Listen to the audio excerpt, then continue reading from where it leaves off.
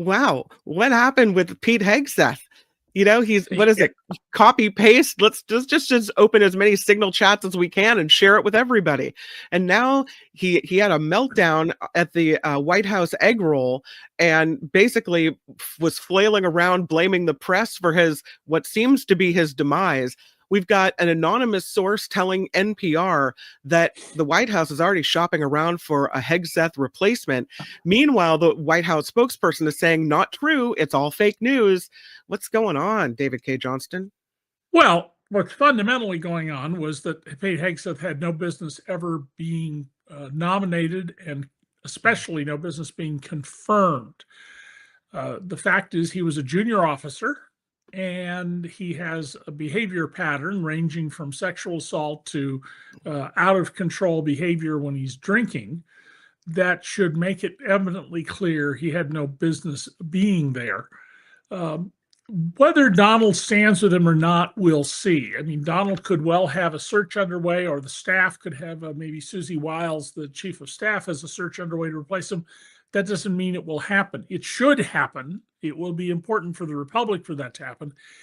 And there's also reporting in the New York Times and elsewhere that the Pentagon leadership is in disarray because Hegseth doesn't know what he's doing. And I think all of this is bringing to light that many of these senior positions in government require a great deal of management skill. Now, if you're weak on management skill, but you have good ideas, you can have a number 2 and 3 around you to back you up and support you. But if you then have as the people you have supporting you, number 2 and number 3 in the agency, are equally incompetent, guess what? Then you got a mess on your hands. And I also find interesting, if I can, Kim, one of the point that Donald's smart aleck, childish, junior high response to a question from a reporter about Hegseth was ask the Houthis how they're doing. Well, so I went and looked up some of the Middle East news sources and Israeli sources I follow, and evidently our bombing of the Houthis, which has cost roughly $500 million at this point in the value of the munitions, because these aren't simple bombs, these are fancy bombs, apparently is having no impact of any significance on the Houthis, which shouldn't surprise anyone. After all, following the end of World War II, we did an extensive study of bombing in World War II. And in essence, what it said was bombing doesn't work. It does not achieve military goals. It may knock out this or that specific target you want to eliminate, a power plant, for example. But overall, bombing is not a successful strategy, and I would argue it's a cowardly strategy. It would be nice if he knew the answer to the question before he asked it, so he didn't look so silly when it turns out the answer is the opposite of what he had hoped. Yes, absolutely. Something, I mean, I don't know, just a little ahead thinking there, forward thinking. President Trump is also blasting the Supreme Court, moving to immigration here. He says he's being stymied at every turn by the courts, saying that they cannot possibly hold trials for migrants that they plan to deport. They can't hold these trials or go to court over these gang members. He says, my team is doing fantastic, doing an incredible job, but they're being stymied at every turn by even the U.S. Supreme Court, for which I have such great respect, but which seemingly doesn't want me to send violent criminals and terrorists back to Venezuela or any other country for that matter. He says it's not possible to hold trials for these migrants that they're trying to deport. Well, if they'd held some type of due process or some type of hearing for the man that they sent with an administrative error, this could have all been avoided. Does he not see this? No, he does not. And just before we came on the air, I was reading an article in the Miami Herald that just came out this afternoon about one of the people being held in El Salvador. His name is, I'll mispronounce the first name, I guess, Nivera Adrian Leon Rengel, 27, who's a barber, who applied to enter the U.S. to make an asylum claim, waited in Mexico, came on the appointed day, followed everything he's supposed to do. He's a barber. He is stopped by ICE on March 15th. They ask him to pull up his shirt to show his tattoos, and then they say, "You belong to that gang, the Venezuelan gang, not MS-13, the other one," and take him into custody. Turns out that his tattoos consist of his mother's name, his daughter's name, a lion, a tiger, and an icon for a barber shop. There is no regard here for the law. There's no regard for individuals, and there's no regard for facts or truth in what this administration is doing. And what the message Donald Trump wants to make sure we all get is, I will do any damn thing I want, and you will comply or else. Yeah. It doesn't matter if you're Columbia University, which bent the knee in a despicable, indefensible surrender, or you're one of the law firms like, I want to say Paul Davis, that's a singer, that similarly bent the knee. And, we have a bunch of law firms that are giving away as much as $100 million of free legal services. That's an extortion racket that Donald Trump is running. We have a criminal in the White House, a convicted felon, a lifelong criminal, the third generation head of a 4-generation white-collar crime family. And we shouldn't be surprised that he's behaving like a crime boss, because that's who he is and who he has been for a half of a century at least. So what you're seeing here is going to get worse. And the only thing at the moment that will protect any of us is the Supreme Court. Courts that will slow things down, and then the Supreme Court. I am almost certain, Kim, that Chief Justice of the United States, John Glover Roberts Jr., is having second thoughts about the 2023 immunity decision that basically said anything a president does while in office that's an official act is unreviewable. Because we're seeing in Trump's behavior his belief that I have a get out of jail, do anything I want free card. I want to add one element to that. John Yoo, Y-O-O, who was a Justice Department lawyer in the George W. Bush administration, someone who found a way to excuse waterboarding, for which we executed Japanese officers after World War II who engaged in waterboarding. He is one of the principal authors of what's known as the unitary executive. And what we're seeing under Trump is that the unitary executive theory, that all executive functions come from the president. There are no independent agencies. There are no independent boards. There is no independent attorney general. This is a recipe for corruption, because the reason we have boards and we say, oh, on the Securities and Exchange Commission, there are 5 members. There must be 2 members from one party and 3 from the other, is so that we don't have corruption, so that we have internal checks and balances. All that's being wiped away. Sure. And that's what the first thing they did, get rid of the whistleblowers, get rid of the overseers, get rid of everyone whose job it is to make sure that corruption doesn't take hold in government. But I think we all knew when that immigration, or that the ruling on presidential immunity came down from the Supreme Court, you could see the writing on the wall. They just unleashed a monster. Yeah. And Joe Biden would never do this, but under that ruling, Joe Biden could have had Donald Trump just arrested and held incommunicado. He could have done all sorts of things. He didn't. Donald's not going to be constrained in that way. Right. And I would add, I guess, one more element to all of this, and that is, I think any reasonable reading of the 14th Amendment, which says you cannot hold federal office if you gave aid or comfort to an insurrection, makes Donald Trump ineligible to hold any office, because he sent the mob on January 6th, and he spent 3 hours and a few minutes after that doing nothing. In fact, saying to people, oh, come in and see this. It's beautiful. Look at this. And then years later, he says to us, this was a day of love. These were patriots. And he pardons these people. And now they're talking about giving money to these people as reparations. Again, we have a criminal in the White House, We live under a dictatorship, which I've discussed in previous episodes of the show. And all he's doing now is consolidating power. Do not give up, folks. This is not over, but the longer it goes on, the worse it's going to be and the harder it's going to be to fix this problem. We survived a civil war. We can get through this, but not if you just, say, oh, I don't want anything to do with it. Or all you think you need to do is post that you're upset on B-Sky or Facebook. Mm-hmm. Well, let's move to New York, because this story about this judge who is now temporarily blocking the mayor of New York City from allowing ICE agents in Rikers Island into the jail here. There's a lawsuit that accuses Mayor Adams of entering into a bargain with the Trump administration in exchange for the Justice Department dropping criminal charges against him.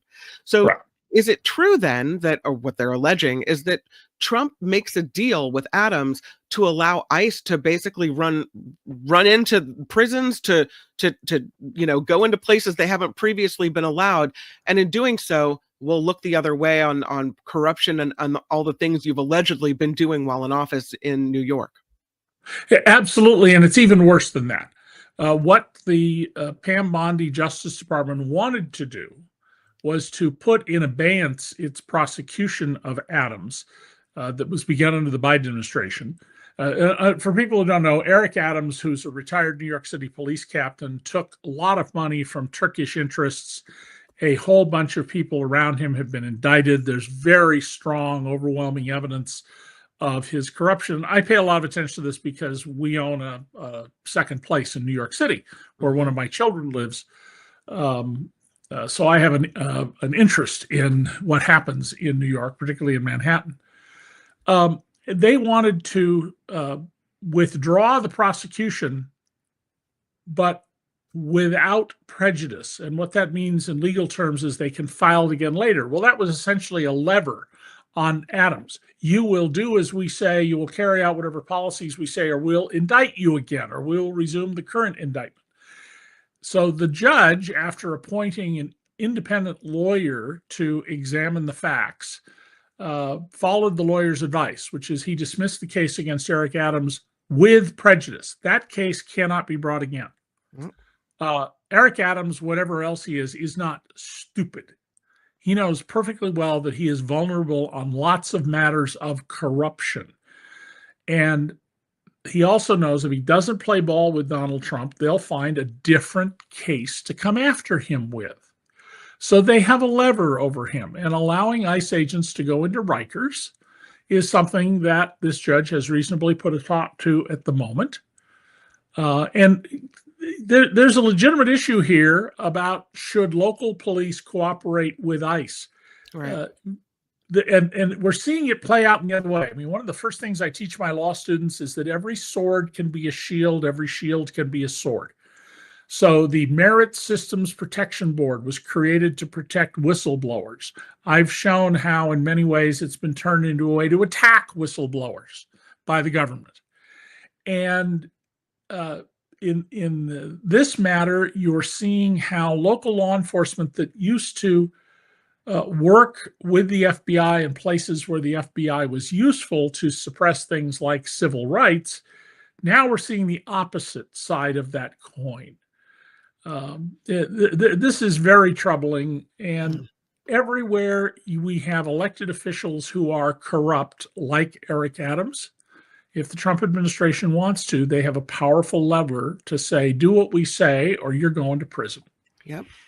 And that seems to be what's happening here. And it's while encouraging that a judge is blocking the mayor and the deal with Trump over ICE at Rikers Island, it feels like more should be, as you mentioned earlier, the whistleblowers and people that are overseeing. It feels like more should be done when something like this is so obvious that it's such a deal being made.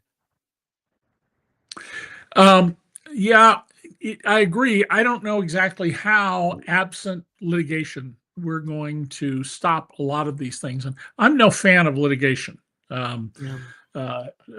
Trust me, you never want to be in your life in any kind of litigation in any way whatsoever. But it appears at the moment that it is lawyers and principal judges, some of whom are appointed by Donald Trump, who are the only bastion of protection for the liberties of the people. Because Donald doesn't believe that you should have any liberties. I mean, he's been very clear. One of the ways he tells you that is when he says, you shouldn't be allowed to write things about me unless I approve of them. Isn't that nice? By the way, I don't know if you've seen Hegseth. I'm sorry, I didn't bring this up before. There's all these pictures of Hegseth with his tattoos on them, including what looks like a German Iron Cross. Sure. And I've been getting emails from people pointing out that it says in Leviticus that you're not supposed to have tattoos or cuttings on your body. Oh. And of course, Hegseth holds himself out as Donald does as a Christian, and they're part of what I call the pick and choose faux Christians. Sure. There we go. There's this picture. Yeah. They only want to know about those parts of the Old Testament and the New that foster their interests. They just cherry pick and choose.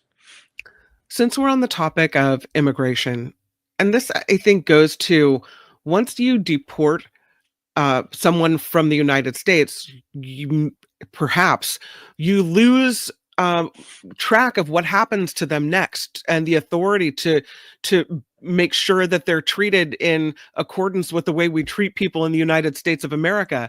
Now there's a story about Venezuela accusing El Salvador of human trafficking because Bukele is offering to exchange 252 Venezuelan migrants deported to El Salvador for 252 prisoners in Venezuela. So could there be a prisoner swap that involves people that we, the United States, sent there? Well, once you go back to the mentality of the slavery era, the modern world slavery era, not the ancient world, where those who are enslaved are no longer human beings, they're property. You can see all of this happening.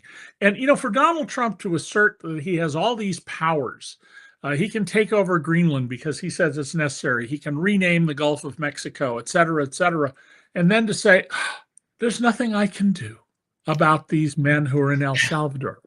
I don't know. You can pick up the phone and say, we're not going to pay you for any of them unless you give these guys back that we asked for.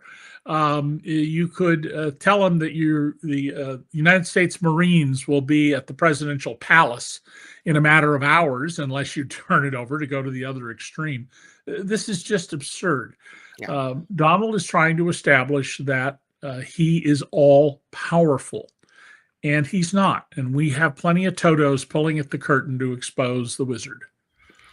Saw this story in ProPublica, which I thought was interesting because I hadn't seen this reporting anywhere else. But of course, as you mentioned, corruption, yet again, it's just this overrunning theme to this administration that these politically connected companies are benefiting from Trump tariff exemptions.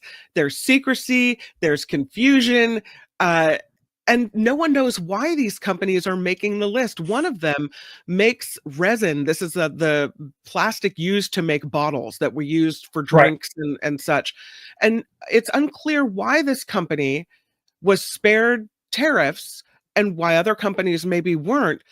But this company is called Ray's Holdings, and it's among the largest privately held companies in the United States, owned by brothers who've donated millions to Republican causes. It's all about the money.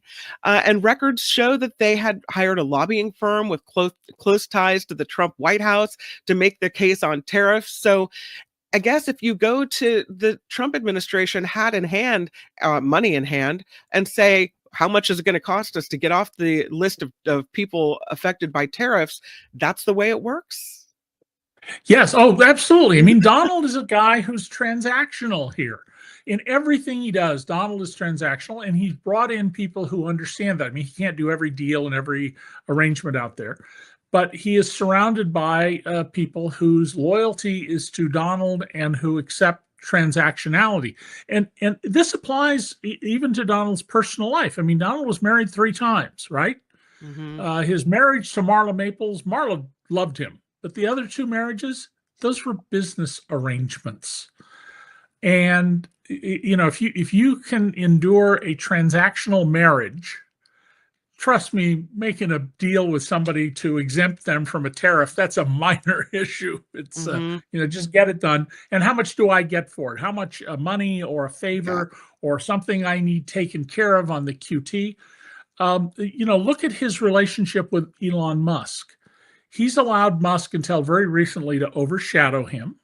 He hasn't been critical of Musk with this limited recent exception. And the reasonable question to ask is, so what's the transaction with Musk we're not seeing? And the obvious one would be that Donald is on the hook for roughly $600 million in two civil suits, one state, one federal. At the end of the day, he will lose his appeals in these cases because his appeal grounds are virtually nil. And it may well be that while he has bonds from insurers basically to cover the judgments, that behind it somewhere is a promise from Elon Musk to take care of it or take care of some part of it, which would absolutely explain Donald's behavior. There are no doubt lots of deals being made about the tariffs where we're not seeing them. Now, some of them may not require any corrupt deal. Trump, I thought, from his personal power perspective, was very smart to exempt laptops, computers, and cell phones and the like from the China tariffs.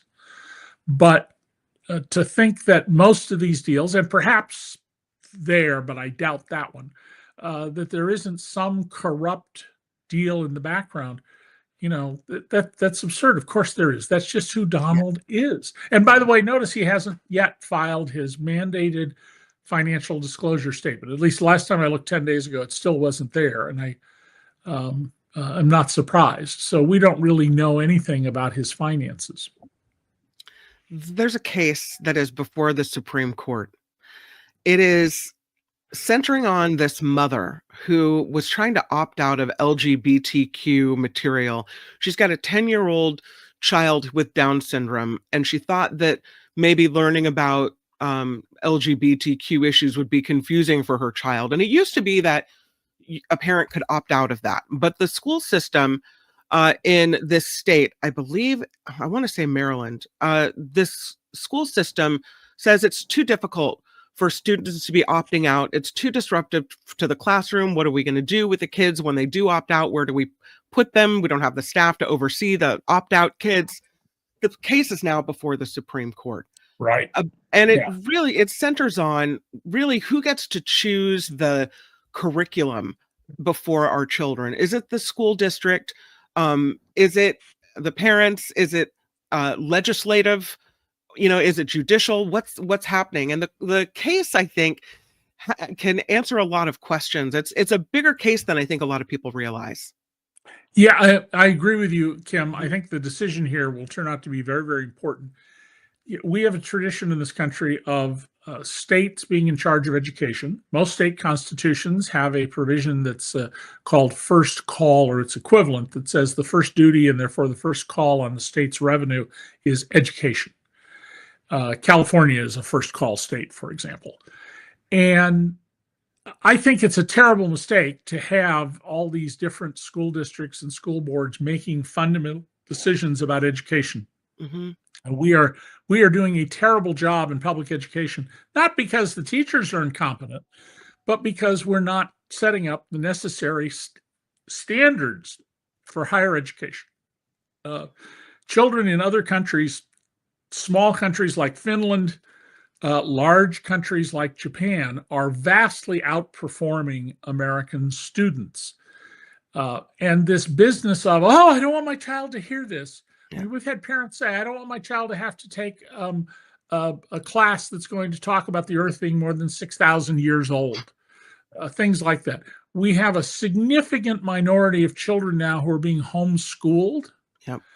And well, I'm sure there are examples of children who are homeschooled who do much better than they would have in public school.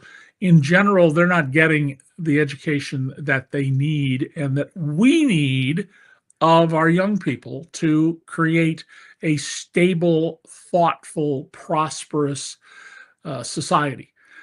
So it's astonishing the Supreme Court even has to hear a case like this. But this is an opportunity for the court majority, which includes, of course, both Thomas and Alito, who really don't have any support or care for liberties of the individual, to rewrite American education. And even if they end up in the minority and write dissents, this is going to turn out to be full of material that will foster more litigation and more efforts to destroy the public institution of education. Yeah, agree. A story came out this morning about the media, and the producer of 60 Minutes, the top producer, is resigning, saying he's lost journalistic independence. He can no longer run the show the way that he's always run it. And this is just another case of another voice being silenced. So he's out. Well, the reason you're seeing this at CBS, the reason you saw it at ABC, and I believe the reason you have seen both the owner of the LA Times, the billionaire doctor, cancer drug creator, and the billionaire owner of the Washington Post, Jeff Bezos, behave the way that they are, is because their primary economic interests are highly subject to being gone after by Donald Trump, by being punished if they don't fall into line. When the Gannett newspaper chain, which was over 600 newspapers, is now about 300 newspapers, it's run by a bunch of soulless private equity people who are simply in the business of dismantling all of this. And at the end of the day, private equity is always about the real estate. Trump being there doesn't have any real effect on that. USA Today, for whom I agreed to work as a columnist and then quit right away because they had all the spine of a jellyfish, has always been that way. Yeah. But 60 Minutes was stood out since it began in, if I recall, 1967, as a really well done show. I mean, they do a mix of things. They do light profiles of people and whatnot, but they've done lots of very important investigative work. You have to leave them alone to do that. My friend Walt Bogdanich quit 60 Minutes when they wouldn't air his story about how the nicotine in cigarettes was measured by the companies. They literally removed the nicotine from the tobacco and then put it back in so there was uniform nicotine in every cigarette. And he couldn't get that story on the air. That's why he works at the New York Times now. Yeah. This is not the first time there's been outside interference, but CBS, ABC, and NBC all have stations licensed over the airways. They're vulnerable to attack by Trump, and he's got the FCC working on making them bow down, making them come to heel. Dr. Patrick Soon-Shiong at the LA Times, he needs FDA approval for his drugs. He needs cooperation from the CDC and other places. And Jeff Bezos needs his distribution network, his import materials in order for Amazon to prosper the way it has. And so Donald understands that all he has to do is signal, I'll just use the government's power to ruin you or hurt you. And I say this to someone who Donald has said to me many times, only once or twice that I can remember in person, but on the phone many times, because that's his style. I'm going to ruin you. I'm going to sue you, and your children will be homeless. I mean, that's the way the man thinks. And so all of these CEOs, they actually have a duty to their shareholders. I don't think their duty requires them to bow down to Donald and come to heel, but I can't say that it's an unreasonable thing for them to do if they have a publicly traded company to try and curry favor. And again, this is what happens when you have a criminal in the White House, when you have a felon. Maybe we should start calling him Felon 47 or Donald Trump, the convicted felon who's president of the United States. Now, you're not going to see that in the news because it would be called tendentious. And especially in the newsroom at the New York Times, there is no worse word to be said about your copy than it's tendentious. Uh-oh. Well, that's a ding word here on the Mark Thompson Show, so we'll give you a ding for that. Where's the noise? Bing! That's right. I'm going to give you, because our time together is running out, I'm going to throw a bunch of stories at you all at once. There's your ding. And they are all stories that include cuts to federal workers and how it's affecting the rest of us. A story pops out this morning. The FDA is suspending milk quality control tests because of job cuts. We saw Right. Trump lay off nearly all of the federal workers who investigate the deaths of firefighters. Okay, there's the Department of Interior now, which has lost a bunch of staff members. And so now it appears DOGE is taking control of our national parks. The release of federal workers who do the important work of keeping up our parks, of keeping our milk, our food safe. Milk, by the way, which, I mean, you being a father, you have to have, I mean, there would be vegetarians that would argue differently, but pediatricians will tell you you need to feed your baby milk. You need to do that. And So whole milk, not right. that milk, because a developing child's brain needs the fat. So I would argue that by not doing quality control tests on the milk in America, we're putting our children at risk. So putting kids at risk, firefighters at risk. These are people that investigate the deaths of firefighters who were just launching an investigation into chemicals and the firefighter rates of getting cancer and sickness and because of the chemicals they're exposed to. So it's about keeping Americans safe. But I guess saving money is more important than our health and our well-being.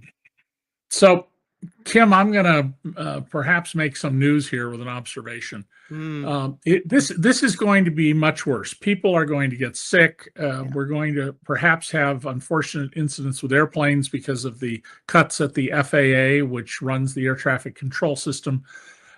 We will definitely have foodborne illnesses, which are already very high in the United States compared to, say, Europe or Japan or South Korea or Australia, will be higher because of this administration. One of the other things they've done is they've cut significantly and removed important people who work in the national security field, in the intelligence community. There's a particular fellow, Navy admiral, who was known for his extraordinarily huge memory and being in national security meetings where people bring up what seem to be totally unrelated things and he connects them. And he's been removed because Laura Loomer doesn't like him, the bigoted Laura Loomer. There is going to be a terrorist attack on this country sometime during this administration's. I was writing a piece on it when Timothy Snyder beat me to it. Timothy Snyder is the Yale historian who wrote On Tyranny and on Freedom, and who, along with two other Yale professors, is leaving and going to the University of Toronto because of the risk they're under from the Trump administration. I wrote a column about this at DC Report. I'm not leaving. Yep. I'm not going to Canada. I have every right to go to Canada because I meet all the qualifications, and one of my 8 children is a lawyer there who's a dual citizen and may become a judge soon. We have stopped our cyber warfare back and forth with the Russians. We have reduced all sorts of defenses that we undertake. And a great deal goes on in the national security world that we don't know about at the time that stops various things. When Bill Clinton was president, he got what he thought was credible information that there would be an effort on Millennial Day, January 1, 2000, to either blow up the Golden Gate Bridge or LA International Airport. And if you think about it, the Tom Bradley terminal has all those jumbo jets that are full of fuel, loading people up. If you could blow up one of them, you probably could blow up the whole terminal and kill thousands of people who are getting on planes or waiting to get on planes. And Bill Clinton ordered the principal heads of the intelligence services to be in the Oval Office at 7:30 every morning, which meant that they had to get up at probably 3 or 4 o'clock in the morning, be briefed, come to the White House, and essentially issued an order. We know now, we didn't know this contemporaneously, that there isn't a leaf to drop from a tree that you don't know about. And because they then hollered at everybody down below, because they don't want to get up at that hour in the morning, 2 agents in a border agent. I'm sorry, a border agent at the Blaine crossing between Canada and the U.S. That's where Highway 5 goes into Canada on the way up to Vancouver. Pulled over two guys. And lo and behold, they had explosives in their back of their car, and their goal was to, if I recall correctly, blow up LAX's international terminal, and failing that, the Golden Gate Bridge, which I think would be pretty tough to blow up. That's clearly was designed to last, and originally built, I think it was 1,500 years. That's because we had a president in office with no military experience who understood the terrible threat of some terrorist attack, and who had been president when we had the first major attack in New York that failed, where they tried to blow up the World Trade Center from the basement because they didn't understand the engineering of the buildings. That's why they went to the airplanes. All of that's being shut down. There is this casualness that allows Pete Hegseth to tell in advance his wife, his personal lawyer, friends of his about the operational plans for the Houthis. And if the Saudis, our supposed friends, or the Iranians or the Houthis themselves knew about that channel signal messages in the commercial app, they certainly aren't going to tell anybody about it. And they're certainly not going to tell us. But to think that the Russians, the Iranians, the North Koreans, and others, including our friends in Israel, don't have the capacity to find out that Pete Hegseth is doing dangerous things like this is foolish. When and if we get an attack, and I think it's when, not if, and I expect it will be spectacular in the same way that 9/11 had no military significance whatsoever. It was a stunt. An evil, vile stunt that worked. It worked. It terrified Americans. We got the Patriot Act. We got lots of bad things that came out of it. If we have an attack, and as I said, I think it's when, not if, Donald Trump will then have the perfect excuse to impose martial law, suspend habeas corpus, which in the Constitution is a privilege, not a right, and take other actions that will enhance his power as dictator. And if I were Vladimir Putin, dictator Kim, maybe President Xi, I would absolutely want to help such an attack, because I want Donald Trump to become a dictator in full. It's in my interest to do that if I'm one of those dictators. I was feeling. So I'm sorry to leave you on a bad note. Like it is a bad note, David Cay Johnston. But I'm not alone in saying it. Timothy Snyder has said the same thing. He just got it out there before I did. I feel like when you're talking about all the different protections that we have, from being protected against Russian cyber attacks to milk tests to everything.